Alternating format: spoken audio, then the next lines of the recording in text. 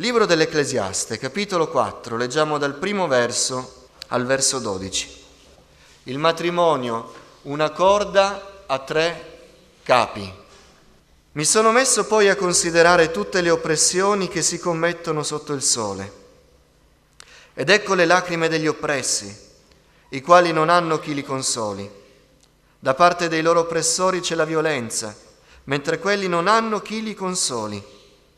Perciò ho stimato i morti che sono già morti più felici dei vivi che sono vivi tuttora. Più felice degli uni e degli altri è colui che non è ancora venuto all'esistenza e non ha ancora visto le azioni malvagie che si commettono sotto il sole. Ma voi sapete che ci sono alcuni coniugi che arrivano a pensare che il giorno della morte è preferibile che una vita ancora in una relazione matrimoniale. Ho anche visto che ogni fatica e ogni buona riuscita nel lavoro provocano invidia dell'uno contro l'altro. Anche questo è vanità, un correre dietro al vento. Lo stolto incrocia le braccia e divora la sua carne.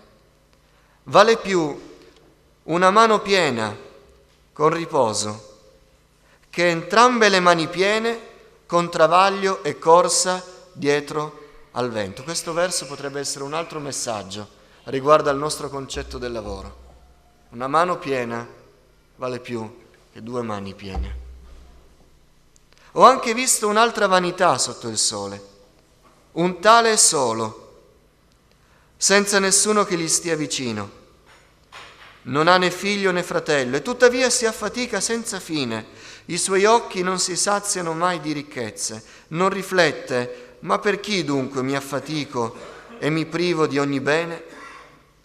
Anche questa è una vanità, un'ingrata occupazione.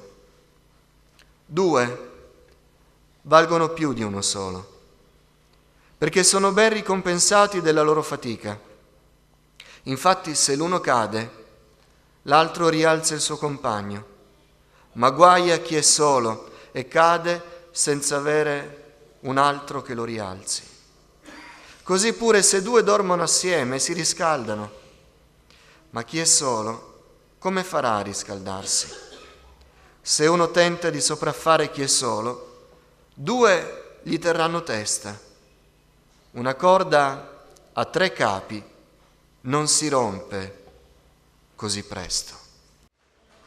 Noi non siamo fatti per essere soli. Questo lo sentiamo nel nostro cuore. Non vogliamo, non ci piace essere soli. Dio non ci ha fatti per essere soli.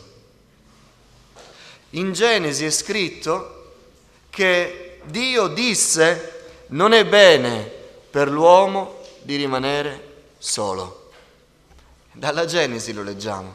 È quello che sentiamo dentro di noi. Non è una cosa strana. Il desiderare qualcuno, il sentirsi soli e desiderare di uscire da questo sentimento di solitudine non è una cosa strana, perché Dio ci ha fatti così e Dio non vuole che noi siamo soli. Se noi sfogliamo il libro dei Salmi, tante volte sentiamo i salmisti dire al Signore: non abbandonarmi. E a volte il pensiero dell'abbandono è più forte del pensiero dei problemi. E non è tanto avere dei problemi o delle difficoltà che ci turba, ma il pensiero di essere abbandonati, perché noi non siamo fatti per essere soli. Anche le arti stesse, umane, le espressioni artistiche, se ci pensiamo, sono un modo che noi abbiamo di dire agli altri quello che noi facciamo. Chi scrive, chi dipinge, chi compone, non lo fa per se stesso, è sempre qualcosa che vuole dare agli altri, trasmettere o tramandare agli altri, è un modo per dire: ti voglio dire qualcosa, voglio stabilire un legame con te. Noi non siamo fatti per essere soli. Agostino diceva che c'è un vuoto nel cuore degli uomini e questo vuoto ha la forma di Dio. Noi non possiamo stare soli, noi non dobbiamo stare soli. Dio non vuole che noi siamo soli, ma innanzitutto il primo compagno che Dio vuole per noi è Lui. È di Lui che noi dobbiamo riempire la nostra vita. La nostra prima solitudine dalla quale noi ci dobbiamo allontanare è Dio. Dio deve essere il nostro primo compagno. Dio deve essere con noi. Ci sono tante coppie nel mondo, milioni e milioni, miliardi forse, non lo so. E qualcuno potrebbe dire, l'importante è qualcuno, ma quando noi apriamo la scrittura, Dio dice, il rimedio vero e unico alla solitudine sono io. Non è bene che l'uomo sia solo, ma innanzitutto la prima compagnia, il primo compagno, il primo amico, il primo consigliere devo essere io. Perché innanzitutto l'anima dell'uomo è fatta per essere completata da me. Questo dice la scrittura. E Dio vuole essere nella nostra vita. Dio vuole essere presente. Lui deve essere la prima presenza nella nostra vita. Isaia dice al capitolo 62: non sarai chiamata più abbandonata, la tua terra non sarà più detta desolazione, ma tu sarai chiamata la mia delizia è in lei, la tua terra maritata, poiché il Signore si compiacerà in te, la tua terra avrà uno sposo. Dio dice: io voglio essere il primo compagno dell'uomo, della donna. E Dio pone la relazione così intima tra l'anima umana e Dio nella relazione matrimoniale. Tu sarai chiamata sposata. Tu sarai la mia sposa, dice la Chiesa. Io voglio essere parte della tua vita. E chi è col Signore, giovani, meno giovani, chiunque, parlo ai credenti, parlo ai non credenti, chi è nel Signore non è solo.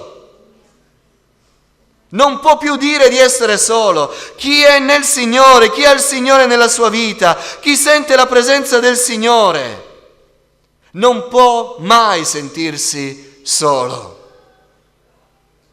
Nel Salmo 16 Davide dice: tu non abbandonerai il tuo unto alla morte. Il Signore nemmeno alla morte ci abbandona.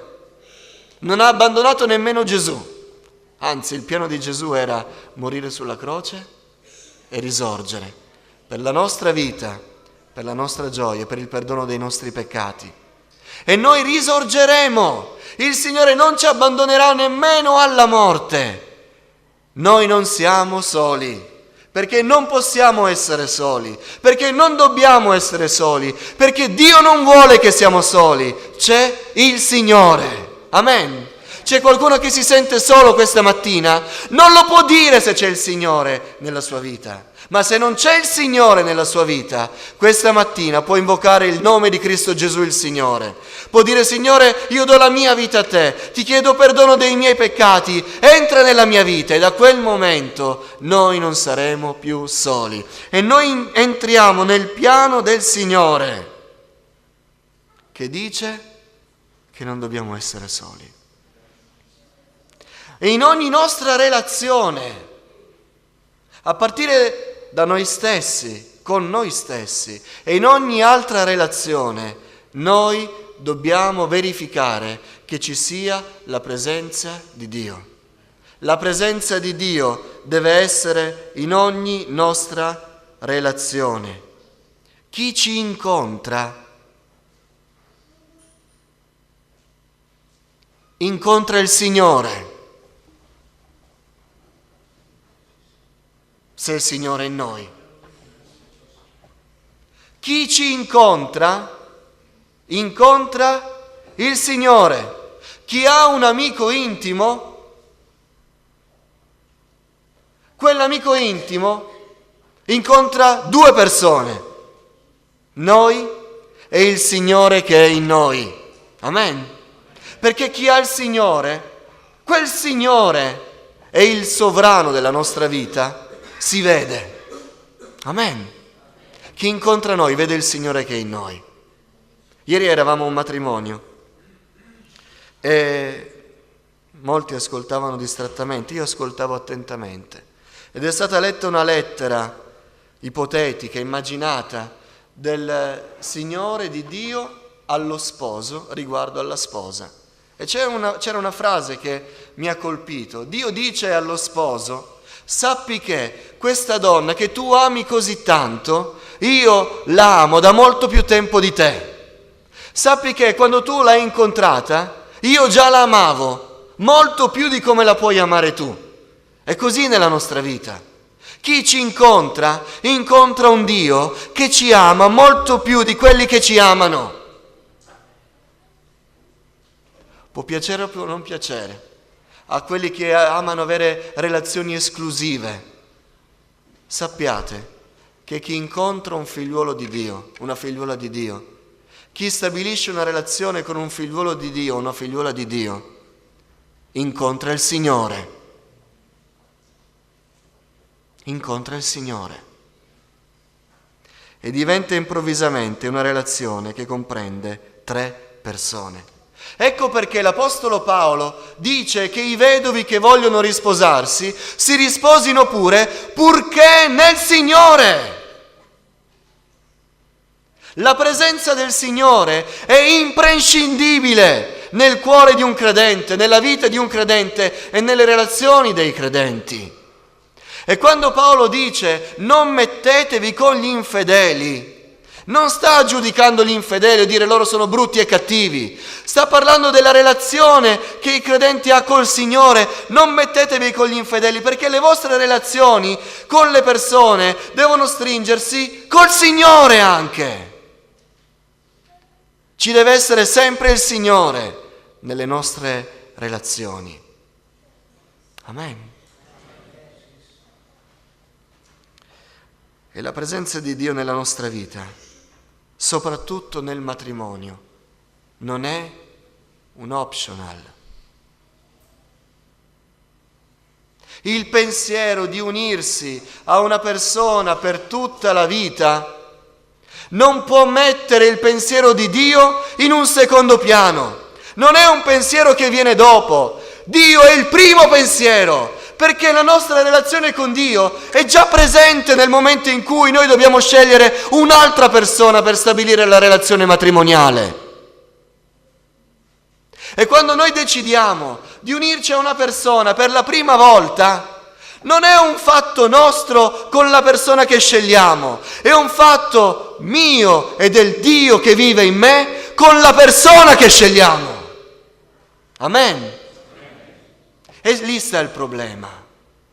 Il problema è che noi concepiamo il matrimonio come la scelta di una relazione a 2, ma nel piano di Dio la relazione matrimoniale comprende 3 persone.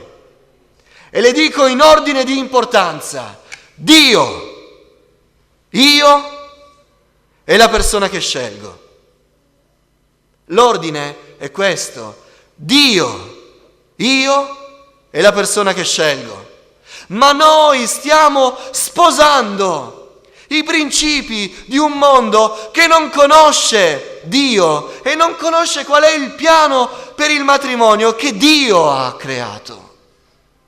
Stiamo sposando quel modo di concepire il matrimonio e allora noi scegliamo chi vogliamo, non ci interessiamo del Signore e dopo chiediamo al Signore: che ne pensi? E dopo chiediamo al Signore: fai qualcosa. Ma non è questo il piano di Dio. Il matrimonio parte in 3. Amen. Il matrimonio parte in 3. E non parte il giorno del matrimonio, parte il giorno in cui abbiamo deciso di legarci a una terza persona.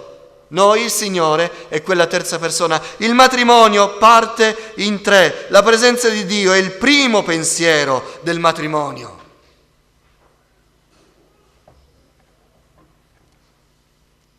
Come diciamo che senza nostra moglie o senza nostro marito non ha senso il matrimonio? Chi conosce la scrittura deve dire: senza Dio non ha senso il matrimonio. Ci abbiamo mai pensato? Il mio rapporto matrimoniale senza mia moglie non ha senso. Questo lo diciamo. È semplice da accettare ed è semplice da accettare anche tra quelli che non hanno la fede, ma noi che conosciamo il Signore dobbiamo dire nello stesso modo, essendone convinti: senza il Signore non ha senso il matrimonio, ma c'è un peccato che commettiamo come figlioli di Dio. Questo pensiero noi non ce l'abbiamo. Noi siamo capaci di dire: senza il Signore c'è ancora matrimonio. Senza il Signore c'è ancora una relazione coniugale come Dio l'ha pensata. Ma non è così. La nostra vita senza il Signore non ha alcun senso, anche per chi non è sposato. Il nostro cammino, le nostre scelte senza Dio non hanno alcun senso. E soprattutto alcun senso spirituale. Il nostro matrimonio, se non c'è il Signore, non è il matrimonio che ha creato il Signore, è un'altra cosa. Ma fratello, ci sono tante coppie che io conosco che vanno d'amore d'accordo, è vero, ma sono sempre coppie che si affidano alla buona fortuna, quelli che non hanno il Signore, alla speranza di buoni caratteri, ma noi non possiamo confidare in buoni caratteri, perché il carattere dell'uomo è sempre volubile,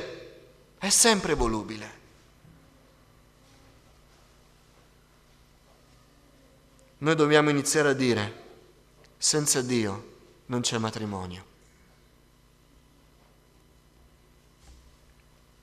Senza il Signore il legame coniugale non ha il senso che Dio voleva dare. L'Ecclesiaste dice: ci sono tante cose che sono vane e c'è anche una cosa che è vana. Un uomo che rimane solo, qualcuno, una donna, possiamo sicuramente estenderlo. E dice il testo che essere in due è meglio che essere soli. Ci si aiuta. Se uno cade, l'altro lo rialza. Se uno ha freddo, in due ci si scalda. È così. E noi ringraziamo il Signore per nostra moglie, nostro marito, anche quelli che ci vogliono bene in altri tipi di relazioni, perché non essere soli è una benedizione. È un gran vantaggio per noi. Ma essere in due ci aiuta in qualche modo a rimediare a qualcosa. Si cade e ci si rialza, fa freddo e ci si scalda, c'è qualche problema e si vede di risolverlo. Essere in due ci porta a rimediare a delle cose, ma essere in tre impedisce che una relazione si spezzi. Essere in due ci aiuta, essere in tre ci dà vita. Ed è lo scrittore che, ispirato dallo Spirito Santo, parla sempre di due. Se uno cade l'altro si rialza, così se due dormono insieme si riscaldano. Se uno tenta di sopraffare uno, se sono in due gli terranno testa. E improvvisamente da due il numero diventa tre. Da due, tre. Il matrimonio non è fatto in due, è fatto in tre. Il numero della relazione matrimoniale, secondo il piano di Dio, è tre. Non due, non quattro, non cinque, aggiungo i due genitori. Tre. Il Signore e i coniugi. Dobbiamo pensare al matrimonio come una catena fatta di tre anelli, una catena strana. Nel mondo si dice che quando c'è l'anello debole, la catena è in pericolo. Noi dobbiamo iniziare a pensare al matrimonio come una catena fatta di 3 anelli, di cui 2 sono anelli deboli. Ma in mezzo ai 2 anelli deboli c'è l'anello forte che tiene insieme la catena ed è il Signore. E diventa una corda a 3 capi, e solo se la corda è a 3 capi, quella corda non si spezza. Amen. E noi come credenti, fondati sulla parola di Dio, dobbiamo iniziare a pensare che il nostro primo pensiero la mattina, quando ci svegliamo, davanti alla nostra vita, davanti al nostro matrimonio, deve essere: dov'è il Signore? Dov'è il Signore? Se c'è il Signore nel nostro matrimonio, lo dico con tutta la convinzione che ho nel cuore, lo credo con tutto me stesso. Ecco perché sono qui a predicare con forza. Se c'è il Signore, il nostro matrimonio può farcela. Amen? Ma non in un modo trascinato, in un modo trionfante, se c'è il Signore, perché il Signore è l'anello forte della catena, non siamo noi. Non è il nostro impegno, è il Signore che ci dà la vita, è il Signore che ci dà la forza, è il Signore che ci rende forte e ci fa volare come le aquile, è il Signore che ci dà la speranza quando non c'è più speranza, è il Signore che sostiene le nostre relazioni. Innanzitutto sostiene il nostro cuore. E se c'è il Signore tra i coniugi, il matrimonio funziona. Il punto è che io sto parlando personalmente a ognuno di noi e non sto chiedendo a voi di guardare se nel vostro coniuge c'è il Signore, perché la relazione matrimoniale parte dai nostri pensieri, dai nostri proponimenti. Così come è partito dal proponimento di Dio, è stato il suo pensiero e il suo proponimento che ha creato il matrimonio. E quando noi abbiamo scelto di unirci a una persona, l'abbiamo scelto noi. Quindi io non vi sto chiedendo di guardare se il vostro coniuge è nel Signore, ma io sto chiedendo a me e a voi di guardare se nella nostra vita c'è il Signore. Perché se non è così, noi stiamo stringendo la persona a cui siamo legati a un anello debole, che siamo noi. E stiamo mettendo in pericolo la persona che è con noi per la nostra debolezza. Ma la nostra responsabilità è di legare la nostra vita che è debole, il nostro anello che è debole, all'anello forte che si legherà all'altro anello debole, e quella forza terrà insieme il matrimonio. Amen. C'è il Signore nella mia vita, c'è il Signore nel mio matrimonio partendo da me, allora il matrimonio ce la farà. Fratello, ma se l'altro coniuge non ha il Signore, se tu hai il Signore, 2/3 della corda è ancora legato insieme, c'è ancora la maggior parte della forza, e se c'è il Signore può fare ogni cosa. Amen.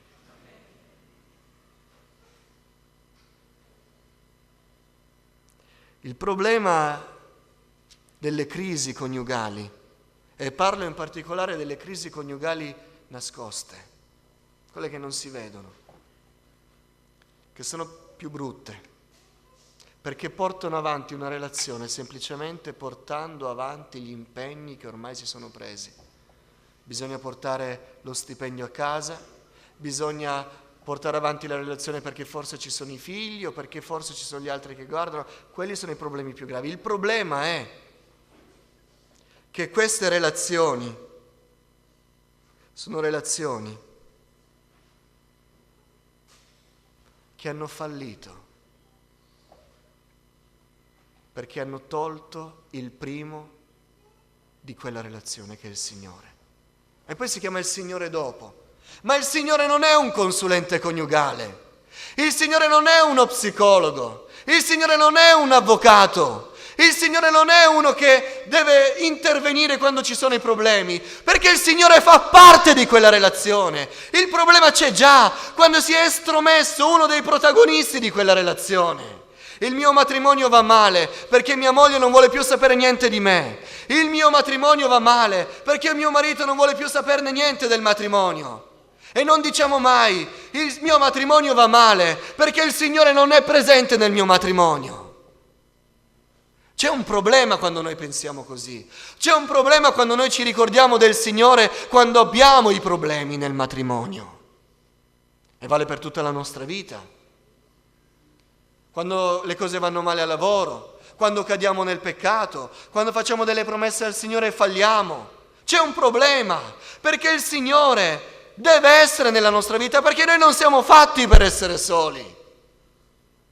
E la nostra vita viene sconvolta quando c'è la mancanza del marito. Mio marito lavora sempre.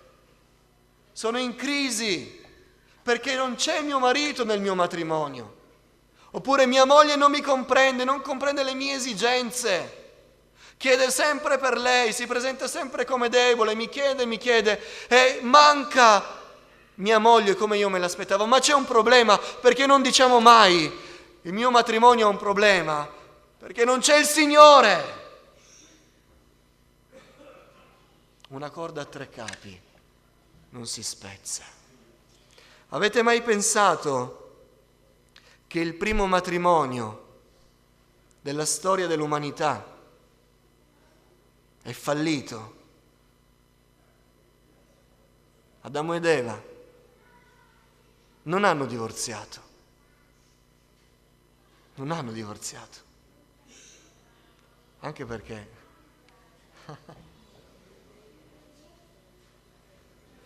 il primo matrimonio della storia ha fallito. Perché un giorno Adamo ed Eva hanno lasciato, si sono separati da Dio. Si sono separati da Dio. È così. E improvvisamente hanno avuto paura di Dio. Si sono sentiti lontani da Dio. Dio non era più nella loro relazione e hanno iniziato a litigare, avete notato? Prima si sono scoperti nudi, hanno scoperto l'impurità e poi hanno iniziato a dire è sempre la donna, è sempre colpa sua. No, è lui che si è sottratto alle sue responsabilità, lui era il capofamiglia e lui mi ha lasciato fare. I problemi sono nati quando uno si è separato dagli altri, ma era il Signore. Era il Signore. E se noi vogliamo vedere come funziona il matrimonio, come Dio l'ha insegnato, ci deve essere il Signore. Una corda a 3 capi non si spezza così facilmente. Ma benedetto sia il nome del Signore, che quando quel matrimonio è fallito e hanno iniziato a litigare in casa, è iniziato a incolparsi uno contro l'altro, il Signore è venuto, è intervenuto, li ha perdonati, li ha coperti e ha rimesso insieme quella famiglia.